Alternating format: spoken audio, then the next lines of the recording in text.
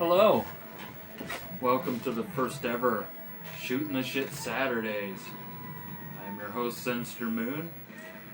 Or Mike. Could we skip the screen names nowadays? We'll just go with Mike, right? Anyhow, I've been wanting to do a vlog for some time now. I considered doing a podcast, and actually more than considered it. I actually recorded 2 episodes, and I listened back to them, and I'm like, this sucks. This totally sucks. I don't want to do this. I didn't like the name that I came up with. I didn't like the format. I didn't like how much I rambled. I just didn't like it altogether. And they're deleted. Don't ask to hear them. They'll never... Nobody will ever hear them. Including me. I don't want to hear them again. They were awful. But you know what they say. Video killed the radio star. And so here we are. So, what is this going to be exactly? Well, it is going to have it is a show with a format. It's going to be very similar to my old podcast, Operation Kill Screen, in the sense that it's going to have different segments and stuff like that. And that actually leads me to my first topic, and that is Operation Kill Screen. People have been shoot me messages now for years, like, what happened to Operation Kill Screen? Why'd you guys stop doing it? What happened? Stuff like that. That's a really simple answer, actually. What killed Operation Kill Screen is scheduling.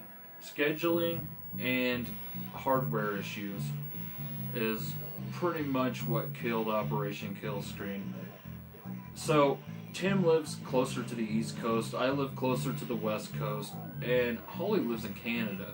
And so we're working with different time zones, and sometimes Holly wanted to do it in the morning, and I wanted to do it at night, and Tim wanted to do it after he got off work. And so it was hard for us to agree on times to record. And if you bring a guest into that situation, it just gets worse.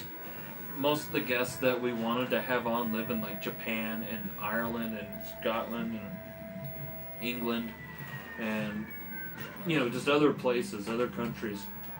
And so it just proved to be more of a chore than it needed to be. And nobody wants to mix fun and work, like work typically isn't fun.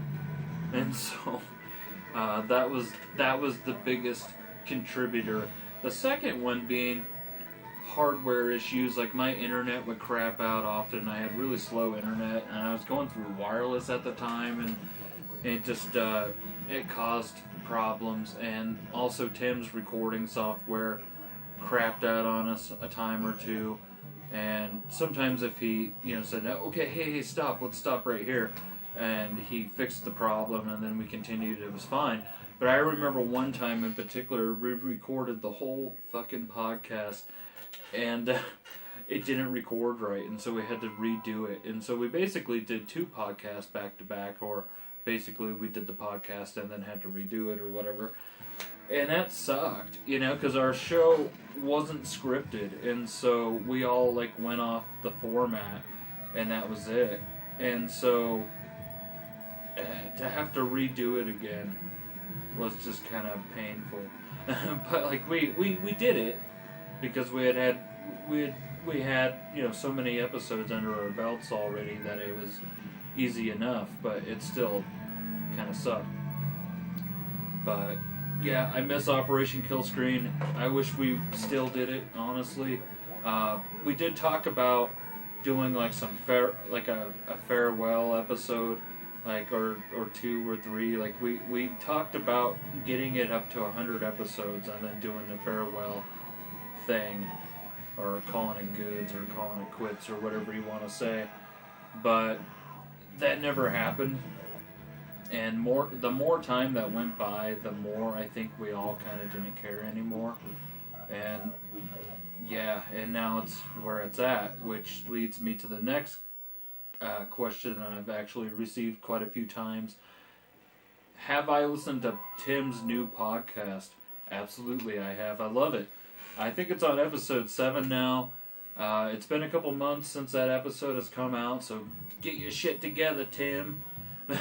But yeah, it's great. Jumblecast is great. You should definitely check out Jumblecast if you liked Operation Killscreen, because it's very similar.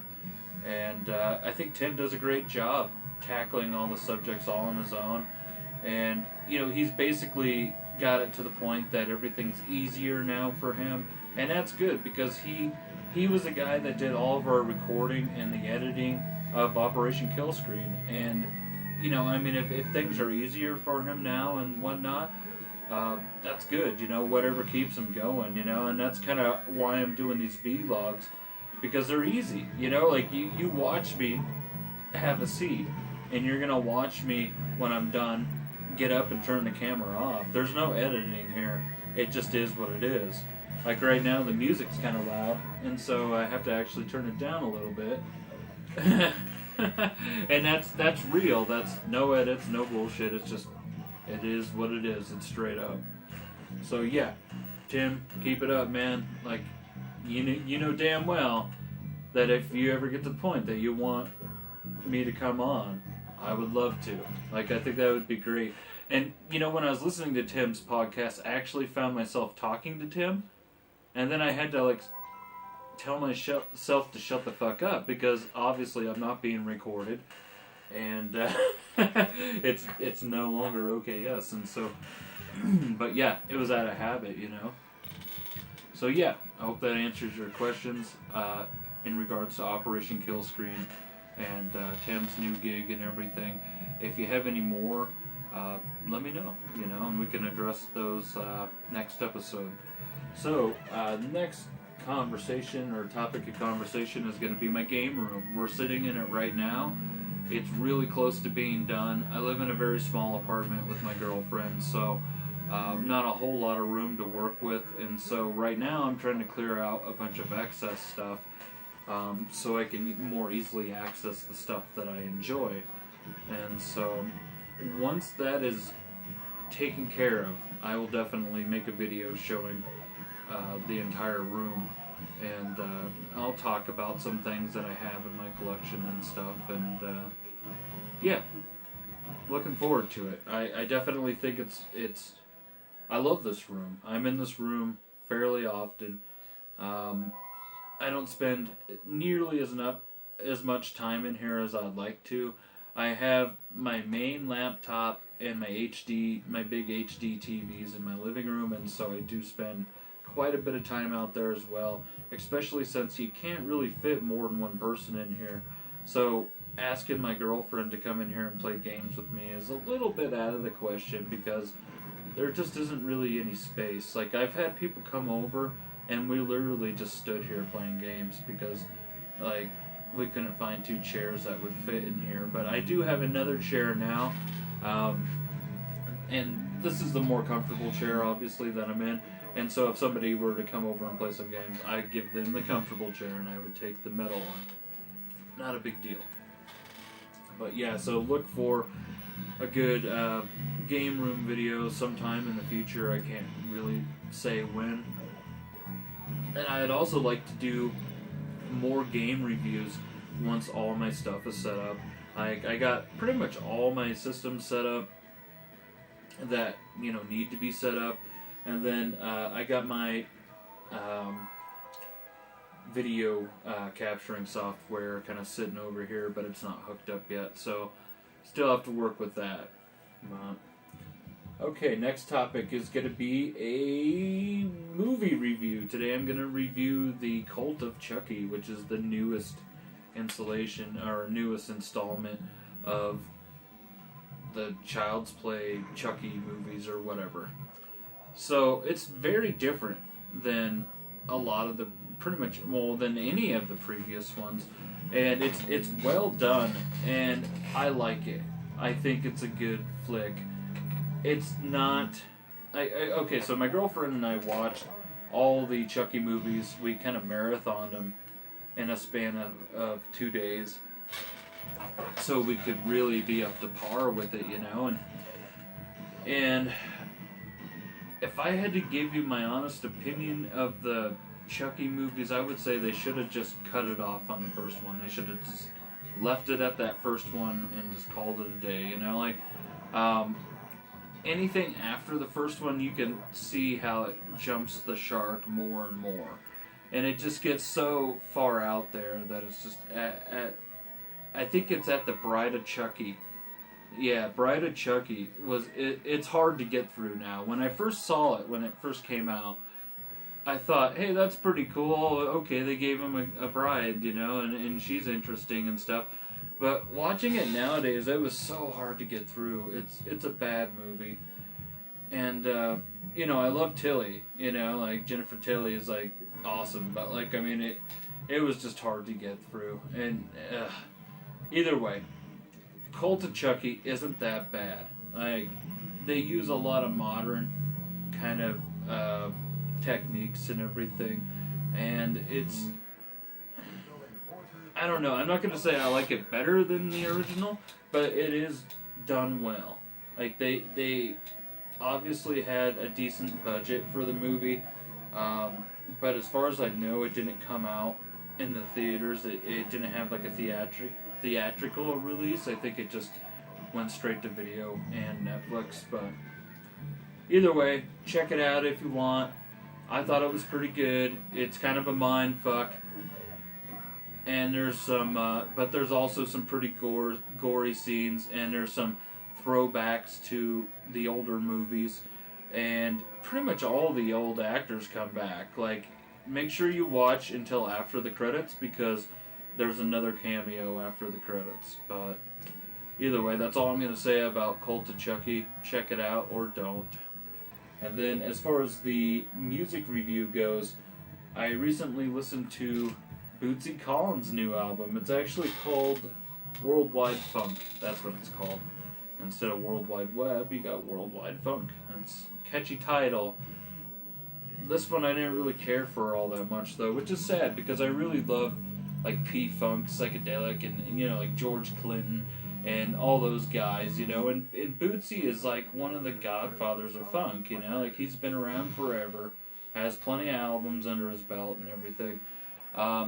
The problem that I had with this album is like the first song comes on and I'm thinking, hey, this is pretty cool, I'm liking this, and I'm noticing people like Dougie Fresh and Buckethead making appearances on the album, and I'm like, Buckethead, cool, I've seen him live, great guitarist, you know, and stuff like that. But even with all the musical talent that he brought in, it just wasn't that great of an album. Like, it gets like really slow, like it gets slower and slower, and then all of a sudden it just ends. You know, it's just like, wow. I would say that it was short and sweet, but it was more like short and slow. And so I just didn't think the album brought the funk as much as I needed it to, you know. It needed to be more funky. But yeah, if you've listened to that album, let me know. I just thought it was interesting to see an album from him. I didn't know that he was still active in the music scene.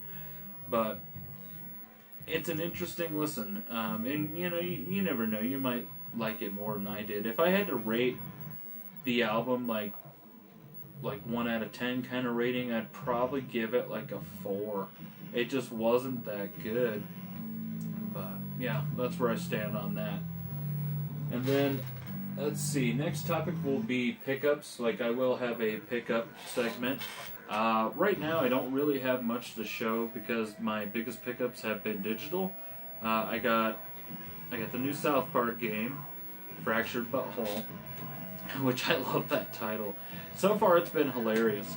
I love it. Like, I'm not like super duper far into it, but I'm playing it on PC, and I think it's hilarious. I think it's better than Stick of Truth. A lot of people disagree with that. You're welcome to your opinion, but I think it's better than Stick of Truth. I've laughed way harder, and I like what they did to the combat system and everything. And yeah, it's great. What can I say? It's a great game. If I had to rate the new South Park game, I'd probably give it like 8.5 out of 10 or something like that. Like, it's pretty high up there. It's good. Check it out. The other game that I picked up not too long back was Cuphead, and Cuphead is amazing. Like, I am so in love with that game. It's hard though. Like, it's one of those games. Like, think of like Contra. Like, remember like when you first played Contra, and you just got your ass handed to you, but once you figured out where to duck and where to run and where to jump and what to do at the bosses, you could buzz through it fairly easily.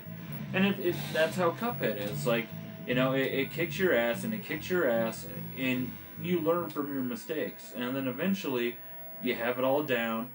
It's programmed into your muscle memory, and you figured out the patterns of the bosses and everything, and you just start, kicking its ass.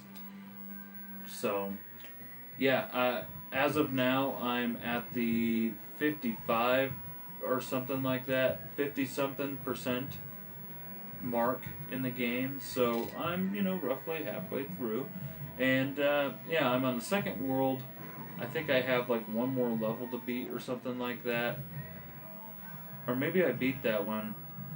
Yeah, I beat that one. So I'm on the third world is where I'm at. Third world, first stage.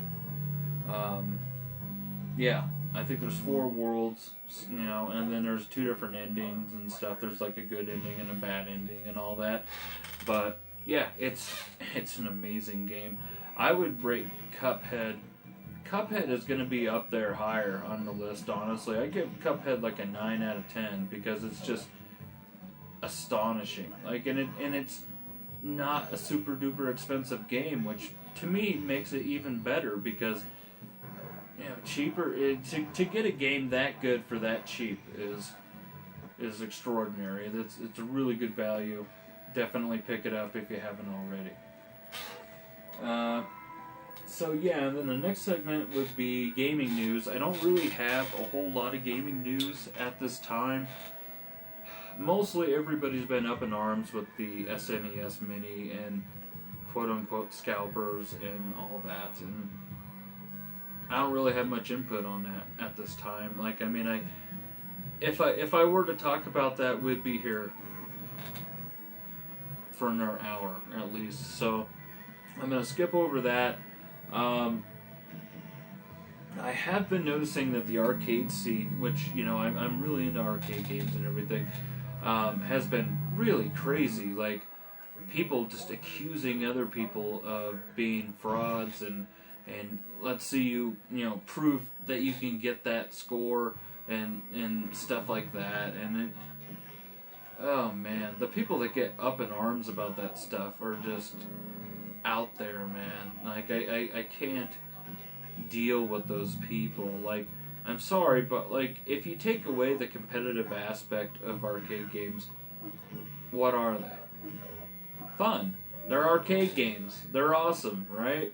And so I would rather talk about that, I'd rather talk about enjoying playing games as opposed to, well, this guy didn't actually get this score 20 years ago or whatever, and here's proof because I used the internet and I found this picture that kind of somewhat proves that he didn't do this or that this guy did this. And oh man, that shit's so annoying. Like, if I decide to talk about that, then we'll have to do a whole episode just dedicated to that because there are so many people with so many different accusations and everything when it comes to that whole scene. It's just crazy, and I usually try to stay out of it, but you never know, in the future I might get involved because it's already kind of luring me in a little bit.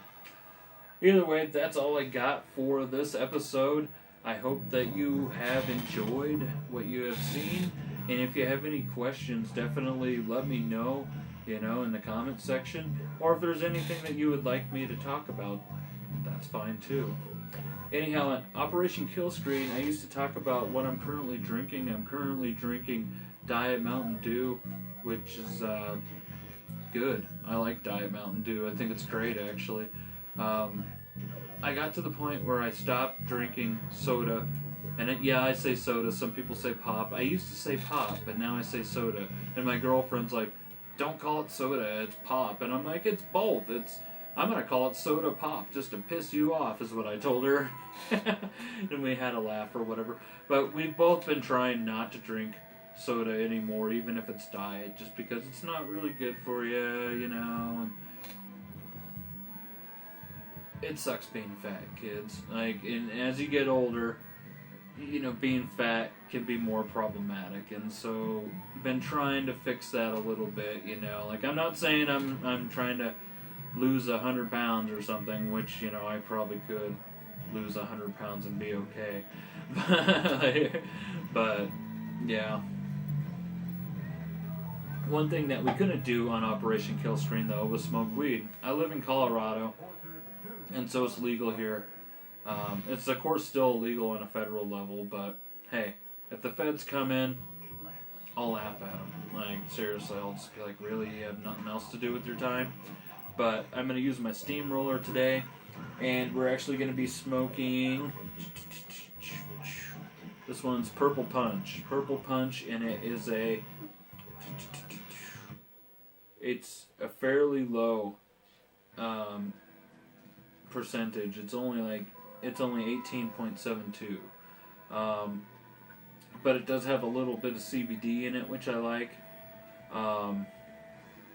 Yeah, most weed that I buy is typically like 25% and higher. I typically only buy indicas. This is an indica, but I love indicas the most. But I will buy a hybrid if that's all they have for cheap.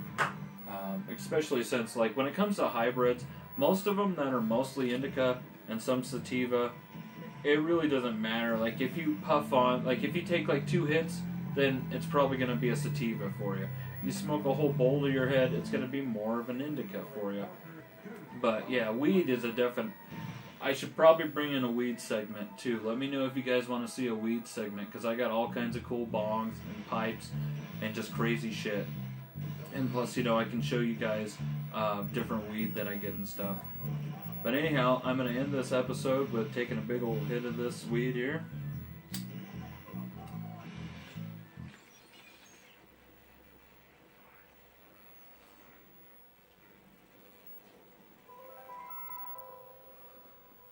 That's actually really smooth. I actually really like this weed. It's really good. Cool, guys. Take care. I'll see you next Saturday if I don't make any videos until then.